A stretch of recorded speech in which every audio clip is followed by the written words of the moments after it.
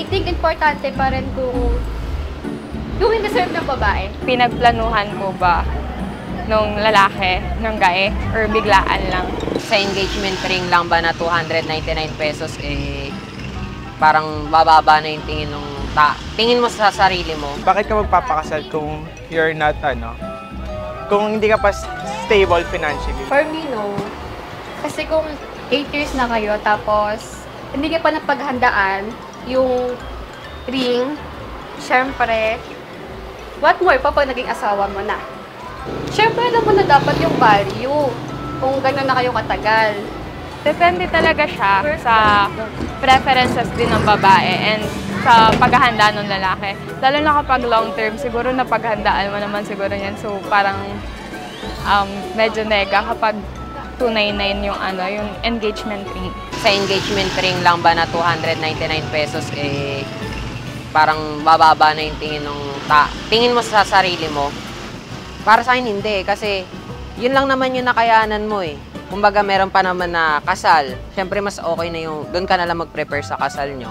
And then in the future yung magiging buhay nyo, doon ka na lang maganda. Mas mahalaga na ma-delay yung kasal kasi naman sa pilitin, tapos mag-suffer lang kayo kasi hindi nyo kayang i-sustain, i-maintain yung buhay nyo. Tapos kasi hindi pa kayo financially stable. Ibang tao talaga na masyadong materialistic, ganon. But for me, it's fine naman. Kasi hindi naman yun na sa value ng ring. Sa akin, wala dapat basihan yung halaga. Ang dapat kahalagahan nun is yung kung sentimental ba siya or kung anong connection ng engagement ring na yun sa inyong dalawa. Hindi ka naman sa singsing nakabase. Kung dun sa intention dun sa nararamdaman ng tao.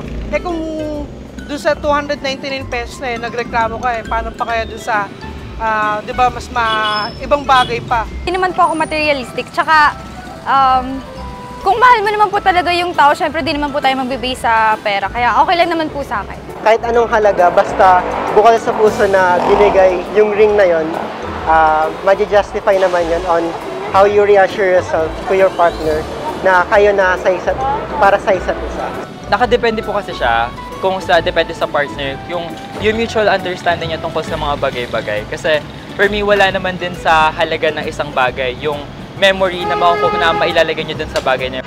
Okay lang naman siguro as long as established sa both sides ng relationship na okay sa kanila yung ganon. And syempre, it all boils down sa pagkakakilanlan nyo sa isa't isa. Kaya mas mahalaga talaga na mag-communicate sa partner kung anong mas gusto.